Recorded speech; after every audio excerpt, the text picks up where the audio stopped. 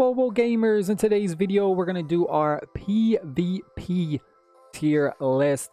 Before we get started, subscribe, channel, notification bell, thumbs up this video if you enjoyed this tier list, if you agree with this, or hit the dislike button if you do not agree with this tier list. All right, so I'm just gonna do the greens and the blues. We're not gonna go over like the commons or the reds, the legendaries, just because a lot of the legendaries are really good for arena mostly, and I feel like a lot of people are mostly going to be having greens and blues. All right, so first up, no in particular order, I'm just going to try and go through this as fast as possible because there is a lot of characters to cover. I don't want to make this too long. What is this guy? I don't know how to pronounce his name. Iota right here is actually pretty solid for PvP. On our tier list, it is going to rank from D all the way to S tier. So for this character, we're going to put them in the B category. Reasoning behind it is they have some decent passives right here. When blocking is activated, increases defense, so you could put some blocking gear on them if you wanted. They also have pretty good self-healing right here. Next up, we have Wendigo. For this guy, we're going to put him on the B category as well. Another solid pick. Not overly powered, but not underly powered. He has a decent ultimate ability with a chance for knockback. He doesn't have a self-heal, but he does have a shield. So a shield and heal, pretty much very, very similar. Next up on our tier list, we have Shay. She is a support character. For her, we are going to put her in the A tier list. She has some amazing abilities right here. We'll take a look at her passive skill. For every 2 basic attacks, 100% chance of decreasing the target's ultimate skill gauge and increasing the caster's ultimate skill gauge by the amount decreased.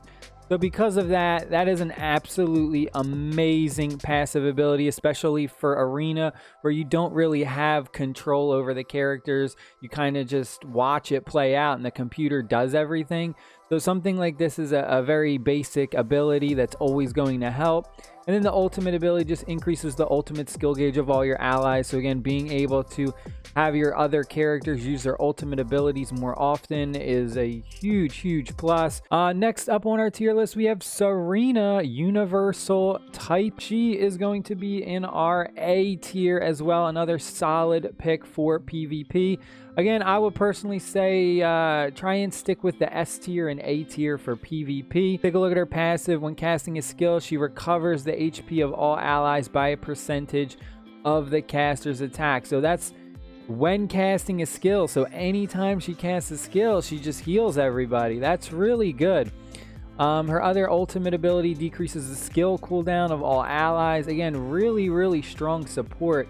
Even though she is considered universal, I would say she's definitely more of a support. She has a lot of really good support skills. Next up, we got Valder. I think is how you pronounce this. Valder. He is in the B category. Not a bad tank, pretty decent. Probably his only like CC ability right here. Chance of pulling and then a chance of shackling so they can't move. Next up, we have Cassetti. We're gonna put her on the B category. She is a ranged. Every 3 basic attacks, she deals additional damage equal to a percentage of her attack.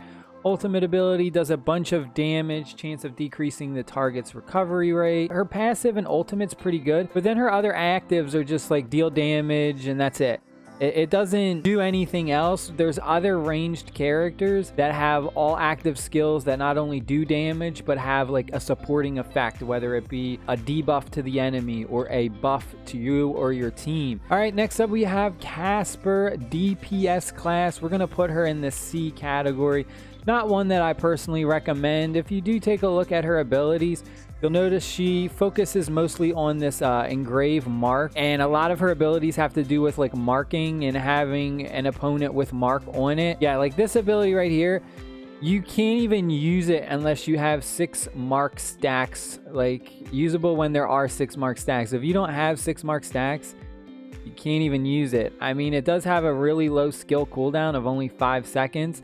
But stuff like that is kind of like, it kind of hurts, and it doesn't really, again, benefit the entire team or hurt your enemy in any way. All right, now we're gonna look at Cade. This is the rare plus version, not to be confused with the other version. Solid pick for a tank. We're gonna put Cade in the A category for PvP arena.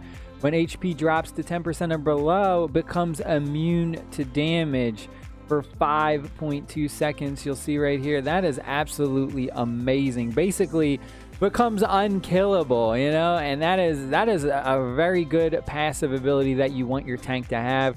Also has a really good ultimate ability, also has recovery HP by a % of defense instantly, and additionally recovers HP over time. So a lot of very strong self-healing. And we have Henry. This is the rare plus version. Really anything crazy, just pretty much put him in the B category. Has some okay stats, increased shock resistance. It's an okay passive. Again, it's situational though. It only helps if you're going against somebody who has the ability to shock your team. So stuff like that is, again, as like I said, is situational. Recovers the HP of all allies. He's an okay support, but he just doesn't do damage or really do anything else. Next up, we have the rare plus version. We're gonna put her, she's kind of tough. She's in between like the B and the A category, probably like a B plus. A minus, not quite an A, but a little bit better than a regular B. Decent passive, increase the target's received damage upon crit hit. Ultimate ability, absolutely love her ultimate ability. Does a tremendous amount of damage, distributed among enemies, and has a chance of shocking the target. Also has a decent ability right here where she becomes completely immune to damage for 5.2 seconds. I love that ability. So again, just gives you a tremendous amount of survivability. Then we have Melissa, support character. We're gonna put her in the C category. Really nothing, anything special, just a basic support character that doesn't bring anything overwhelming or overpowering to the table. All right, we're back. I don't know what happened to my mouse. My mouse started acting weird. I had to restart everything. All right, next up on our tier list, we got Chen DPS. She is absolutely amazing. She's arguably an S tier, arguably an A tier, in between A and S. Passive ability, increased crit rate. This right here though, this ability makes her really strong. Becomes unstoppable, charges at the target, deals damage, and has a chance to stun the target. So unstoppable stun, meaning there's no way for your opponent to stop that. That stun is going through 90% chance. And then finishing off this first list, we have Luki. We're gonna put him in the B category, about average, you know, nothing too crazy, nothing, not super weak. Increased combo chance of all allies. All right, now we have Claire, ranged type, S category for sure when it comes to PvP arena. Increased crit damage, ultimate, deals damage, chance of knocking back the target. She has, again, increased the crit rate of all allies, chance of removing buffs, and deals damage equal to a percentage of attack. That's really good to remove buffs from your opponent. And then she also has more damage and chance of stunning as well. So these two abilities. Then we have Miss Velvet. We're gonna put her in the D category. We're just really not that strong when it comes to PvP arena. Then we have Gullahan, universal type. Again, we're gonna put this guy in the D category as well. He just doesn't bring anything overpowering to the table for PvP arena. Then we have Scott, another character in the D category. He's just got meh abilities, you know, especially for being a universal. Increased bleed resistance. Again, it's very situational. It's not always going to help. A decent tank, we'd put him in the B category. He doesn't have self-healing, but he does have really good block rate and block efficiency. So it can give him decent survivability. Also has, you know, a taunt as well.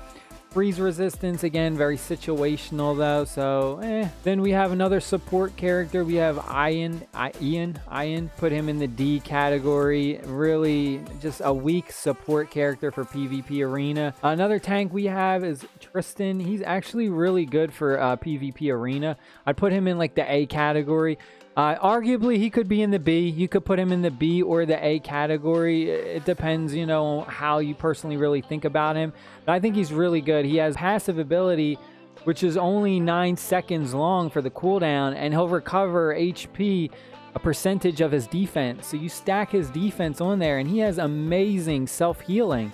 I mean, stuff like that is amazing for PvP Arena because, again, it's not combo oriented. It's always going to constantly go off. So he just keeps healing himself every 9 seconds, which I think is really strong. Also has a chance of stunning the target on his ultimate. He's got reflect the enemy's attacks. Dion, I guess is how you say it.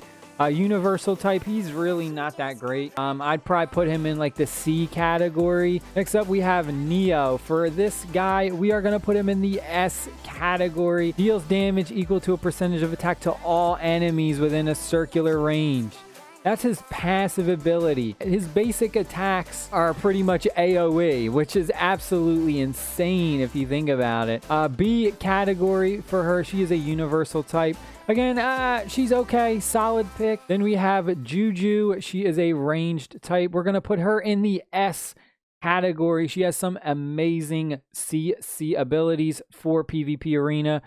All allies deal additional damage to paralyzed enemies. So again, you could pair Juju up with Elaine. A lot of her abilities have a chance of paralyzing the targets, like her ultimate ability. She has some active skills that do it as well. Then we have Shane, a DPS, another S category when it comes to Arena. Has an amazing ultimate ability, which increases the attack speed and has a 40% chance of resetting all skill cooldowns. Also has another active ability, teleports to the target, deals damage, and has a chance of stunning the target. And then finally, we have Rudy for universal type. We're going to put him in the A category. Pretty strong universal type. I even might have missed one or two. But I hope you guys and girls enjoyed it. Stay happy, stay safe, my friends. I'll see y'all later. Peace.